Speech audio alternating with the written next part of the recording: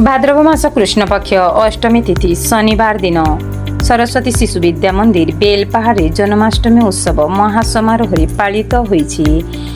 ଏହି କାର୍ଯ୍ୟକ୍ରମରେ ମୁଖ୍ୟ ଅତିଥି ରୂପେ ସରସ୍ୱତୀ ଶିଶୁ ବିଦ୍ୟା ମନ୍ଦିର ବେଲପାହାଡ଼ ବିଶିଷ୍ଟ ସମାଜସେବୀ ତଥା ବିଦ୍ୟାଳୟ ପରିଚାଳନା କମିଟିର ସମ୍ପାଦକ ମାନନୀୟ ଶ୍ରୀଯୁକ୍ତ ମୋତିରାମ ମେହେର ଦୀପ ପ୍ରଜ୍ୱଳନ କରିଥିଲେ।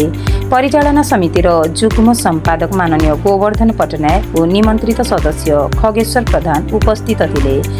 ଜନ୍ମାଷ୍ଟମୀ ଉପଲକ୍ଷେ ଶ୍ରୀକୃଷ୍ଣଙ୍କ ପୂଜନ ହୋଇଥିଲା। କାର୍ଯ୍ୟକ୍ରମରେ ପ୍ରଧାନାଚାର୍ଯ୍ୟ ଶ୍ରୀଯୁକ୍ତ କୁମୁଦ ଚନ୍ଦ୍ର ସାମଲ ଅତିଥିଙ୍କ ପରିଚୟ ପ୍ରଦାନ କରି କାର୍ଯ୍ୟକ୍ରମର ଉଦ୍ଦେଶ୍ୟ ସମ୍ପର୍କରେ କହିଥିଲେ।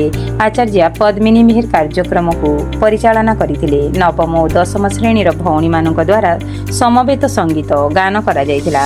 ବିଦ୍ୟାଳୟର ଆଚାର୍ଯ୍ୟା ଶ୍ରୀମତୀ ଜ୍ୟୋତିର୍ମୟୀ ପ୍ରଧାନ ଶ୍ରୀକୃଷ୍ଣଙ୍କ ଜନ୍ମୋତ୍ସବ ବିଷୟରେ ବକ୍ତୃତା ପ୍ରଦାନ କରିଥିଲେ।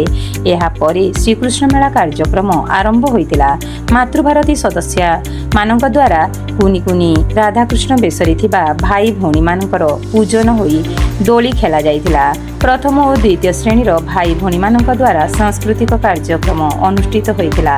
ସଭା ଶେଷରେ ବିଦ୍ୟାଳୟର ଆଚାର୍ଯ୍ୟା ପଦ୍ମିନୀ ମେହେର ଧନ୍ୟବାଦ ଅର୍ପଣ କରିଥିଲେ। ପ୍ରଧାନାଚାର୍ଯ୍ୟଙ୍କ ପ୍ରତ୍ୟେକ ତତ୍ତ୍ୱାବଧାନରେ ସମସ୍ତ କାର୍ଯ୍ୟ ସମ୍ପାଦିତ ହୋଇଥିଲା। ଏହି କାର୍ଯ୍ୟକ୍ରମରେ ସମସ୍ତ ଆଚାର୍ଯ୍ୟ ଆଚାର୍ଯ୍ୟା ସେବକ ସେବିକା ସକ୍ରିୟତାର ସହ ଅଂଶଗ୍ରହଣ କରି କାର୍ଯ୍ୟକ୍ରମକୁ ସାଫଲ୍ୟମଣ୍ଡିତ କରିଥିଲେ। Bureau report ground news 7।